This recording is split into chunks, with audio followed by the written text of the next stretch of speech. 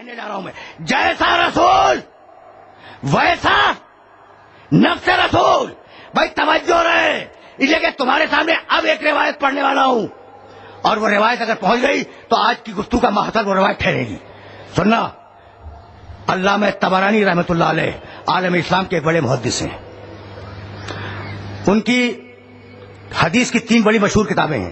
درمیان کی کتاب سے یہ روایت تمہیں ہدیہ کر رہا ہوں میں. علامہ طبرانی نے ایک روایت لکھی، اور وہی روایت ابو عبداللہ حاکم نیشاپوری رحمۃ اللہ علیہ نے اپنی کتاب المستدرک میں لکھی، لیکن ذرا سا تبدیلی الفاظ کے ساتھ. یہ دونوں ہمارے ذہن میں رہیں، مستدرک، معجم صغیر، ان دونوں میں روایت مشترک ہے. اور اگر یہ روایت پہنچ گئی تو سمجھو کہ وہ استدلال جو برسوں سے تلاش کر رہا تھا اپنے سننے والے کو، وہ استدلال پہنچ گیا. روایت سناؤ.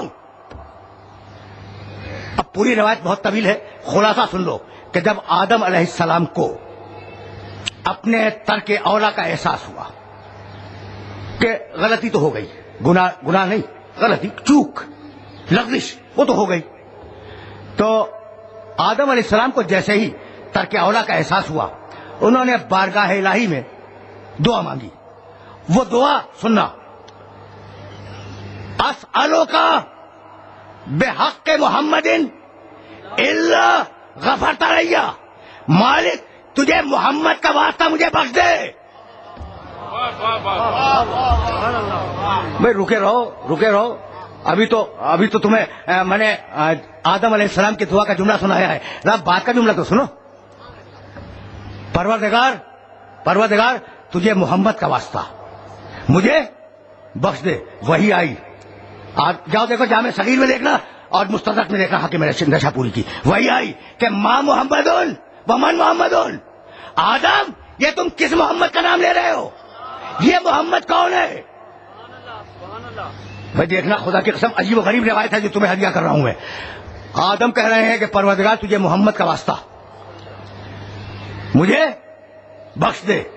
ادھر سے اللہ پوچھتا ہے ما محمد، کیا ہے یہ محمد؟ من محمد، کون ہے یہ محمد؟ اب آدم نے جواب دیا. آدم کہنے لگے مالک جب تو نے مجھے خلق کیا اور میرے اندر زندگی آ گئی اور میری آنکھوں میں نور آیا تو میں نے عرش کے اوپر لکھا دیکھا لا الہ الا اللہ محمد رسول اللہ.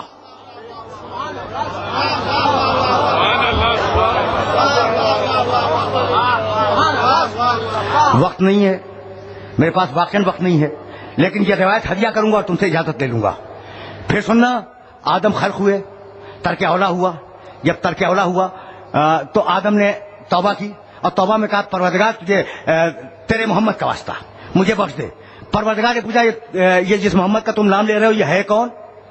جانتے ہو کیا کہا آدم نے کہا کہ مالک مجھے تو نہیں معلوم یہ کون ہے، لیکن میں نے دیکھا کہ عرش پہ لکھا ہے لا الہ الا اللہ اور اس کے آگے لکھا ہے محمد رسول اللہ. تو تو نے اپنے نام کے فوراً بعد محمد کا نام لکھا تو میری سمجھ میں آ گیا کہ پوری کائنات میں تیرے بعد سب سے افضل یہی ہے.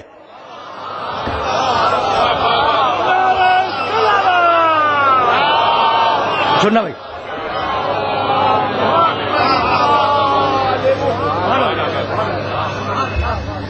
تم سب آدم کے بیٹے ہو، میں بھی آدم کا بیٹا ہوں. جتنی بھی انسانیت اس کره ارض پہ ہے وہ آدم کی اولاد ہے.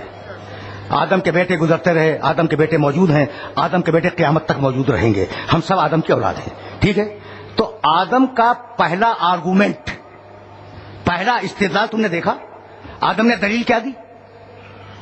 بھائی رکے رہو، خدا کی قسم اسی مرحلے کے لیے تو زحمت دی تھی. آدم نے کیا دلیل دی کہ تو نے اپنے نام کے فوراً بعد محمد کا نام لکھا. میں سمجھ گیا کہ ساری کائنات میں تیرے بعد افضل محمد ہے. تو آدم کی منطق کیا ہے؟ اگر اللہ کے نام کے فوراً بعد کسی کا نام آ جائے تو وہ اللہ کے علاوہ سب سے افضل ہے. یہاں تک آ گئے.